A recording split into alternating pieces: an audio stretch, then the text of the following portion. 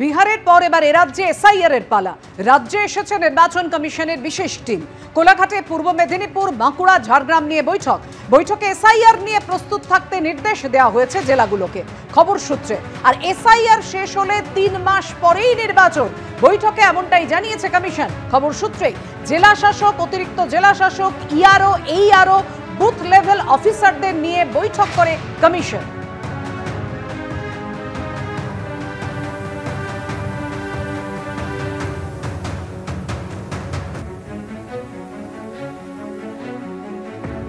কি আছে, বিএলও কি কাজ আছে, বিএলও অ্যাপ কি আছে, আইটি নেটওয়ার্ক কি আছে, বিএলও কি সাজেশন আছে, বিএলও কি এক্সপিরিয়েন্স আছে, বিএলও কি শঙ্কা আছে, বিএলও কি ক্লারিফিকেশন আছে, এসব নিয়ে আলোচনা হলো। ট্রেনিং এখন পর্যন্ত কমপ্লিট হয়ে গেছে। যখন নোটিফিকেশন হবে ওই সময় বিএলও অ্যাপ হবে, ওটা নিয়ে একটা ফাইনাল ট্রেনিং বিএলও অ্যাপ নিয়ে হবে। সেটা দেখা যাবে, কোনো এলিজিবল ভোটার বাদ যাবে না, এটা কমিশনের নির্দেশ আছে। কোনো এলিজিবল ভোটার বাদ যাবে না। আধার যেটা আইনে আছে ওটাই আছে, আমি তো কিছু আইন ক্রিয়েট করি না। আধার যেটা আইনে বলে ওটাই হবে। আমরা 2 ওয়ে ইন্টারাকশন করলাম। 80% টাইম বিএলওই ক্লারিফিকেশন চেয়েছিলেন, 10-15% শুধু আমরা বলেছি। ক্লারিফিকেশন ওদের নিয়ে ফর্ম 6 নিয়েছিল, 7 ছিল, 8 ছিল, এনভিশন ফর্ম ছিল, কিনা ফিল আপ করবে, করবে, অনেক ক্লারিফিকেশন ছিল। এখানে অনেক ডকুমেন্ট আছে, কিছু না কিছু ডকুমেন্ট পেয়ে যাবে, কোনো প্রবলেম নেই। যার লিঙ্ক আছে 2002 এসআইআর সঙ্গে, প্রায় 70% থেকে বেশি অনেক জেলাতে আছে, ওদের তো কোনো ডকুমেন্ট লাগবেই না। বিএলও কোনো নেই। বিএলও যে আছে, যেরকম ট্রেনিং হয়েছে, বিএলও যেরকম আছে, কোয়ালিফাইড লোক আছে, প্রায় 80% গভর্নমেন্ট সার্ভেন্ট আছে, টিচার্স আছে, they all very very qualified. এরকম কোনো শঙ্কা ছিল না। অর্থাৎ বিএলও তো ইনকোয়ারি করে আপলোড করবে, তারপরে তো ইআরও দেখবে, ফাইনালি ইআরও ডিসাইড করবে। অমিত শাহকে নিয়ে এবার প্রধানমন্ত্রীকে সতর্ক করলেন মুখ্যমন্ত্রী। বললেন একদিন উনি বড় মির্জাফর হয়ে যাবেন। প্রধানমন্ত্রীকে কার্যত সাবধান করে দিয়ে মুখ্যমন্ত্রী আরও বক্তব্য, সবসময় অমিত শাহকে বিশ্বাস করবেন না। পাল্টা বিজেপির বক্তব্য, বিভাজনের রাজনীতি করতে চাইলেও সফল হবেন না মমতা বন্দ্যোপাধ্যায়। একদিন ও আপনার বড় মির্জাফর হয়ে যায়গা।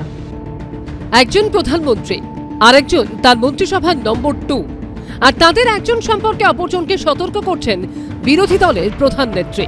তাও আবার ভবিষ্যতে বিশ্বাসঘাতকতার সম্ভাবনা সম্পর্কে আগাম সাবধান করছেন। বুধবার এভাবেই অমিত শাহ সম্পর্কে নরেন্দ্র মোদীকে সতর্ক করলেন মমতা বন্দ্যোপাধ্যায়, যা উস্কে দিল নতুন জল্পনা, নতুন সমীকরণ। उन्होंने तो एक्टिंग प्राइम मिनिस्टर का मामला काम करते हैं, but prime minister knows everything. I'm sorry to say. We can request the prime minister, don't trust Amit Shah always. एक दिन वो आपका बड़ा मिर्जाफर हो जाएगा, पहले से ख्याल कीजिए। मॉर्निंग शो कर दे। এদের অভ্যাসটা অনেক দিন ধরেই। এর আগে বলতো যে অটলজি ভালো, আদবানিজি খারাপ। পরে বলল আদবানিজি খারাপ, মোদিজি ভালো। আরে আবার বলল মোদিজি খারাপ, মোদিজি ভালো, অমিত শাহজি খারাপ। এসব কথাবার্তা ওনাদের সার্টিফিকেটের দরকার নেই। ভয় পেয়েছে, আতঙ্কিত হয়েছে, পায়ে কাঁটা ফুটেছে। নরেন্দ্র মোদী ভালো, অমিত শাহ খারাপ। মমতা বন্দ্যোপাধ্যায় এই কৌশল বারবার নেন বলে অতীতেও অভিযোগ উঠেছে। কিন্তু তাই বলে অমিত শাহকে মির্জাফর আখ্যা দিয়ে হঠাৎ করে নরেন্দ্র মোদীকে সাবধান করতে গেলেন কেন মমতা বন্দ্যোপাধ্যায়? বিশেষ কোনো কারণ?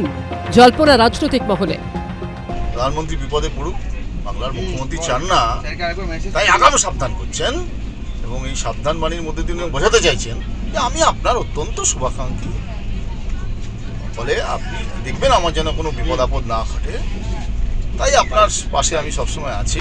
এটাকে সিম্বায়োটিক রিলেশন বলে, মানে একে অপরের পরিপূরক।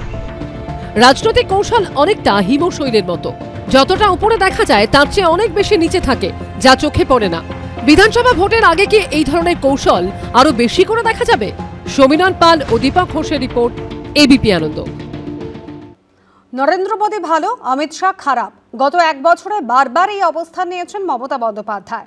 আর বুধবার এক ধাপ এগিয়ে কেন্দ্রীয় স্বরাষ্ট্রমন্ত্রীকে নিয়ে প্রধানমন্ত্রীকে সতর্ক করলেন মুখ্যমন্ত্রী। জানি আবার প্রশ্ন তুলেছে সিপিএম এবং Congress. We can request the prime minister, don't trust Amit Shah always. Modi ভালো, শাহ খারাপ। শাহকে বিশ্বাসের প্রশ্নে মোদীকে বারবার সতর্ক করা। একই পরিবারের 2 সদস্যকে নিয়ে ভিন্ন অবস্থান। গত 1 বছরে একাধিকবার মোদীকে এক মাসে সরিয়ে রেখে তারই ছায়ার সঙ্গে অমিত শাহকে আক্রমণ করেছেন মমতা বন্দ্যোপাধ্যায়। বুধবারও তার ব্যতিক্রম হয়নি। मीटिंग करके उसको लीडर आके बोलता है बंगाल में हम कয়েক लाख वोट का नाम बांट देंगे। आप कहिए अभी natural calamities, rainy season, festival, इसमें 15 दिन का अंदर SIR थोड़ा ही होता है, सबको नाम तुलना पड़ेगा। ये क्या सोचता है ये लोग? बीजेपी का पार्टी का कमीशन होगा ना, commission for democratic rights, civic rights of the people होगा। ये पूरा अमित शाह का खेल है। এই প্রথম নয়, এর আগে মুর্শিদাবাদে অশান্তির জন্য অমিত শাহকে দায়ী করে তীব্র আক্রমণের পাশাপাশি তাকে নিয়ন্ত্রণের জন্য কার্যত নরেন্দ্র মোদীকেই পরামর্শ দিয়েছিলেন মমতা বন্দ্যোপাধ্যায়। সবচেয়ে দেশের ক্ষতি করেছেন আপনি। মোদিজিকে আমি রিকোয়েস্ট করব, দয়া করে লোকটাকে কন্ট্রোল করুন।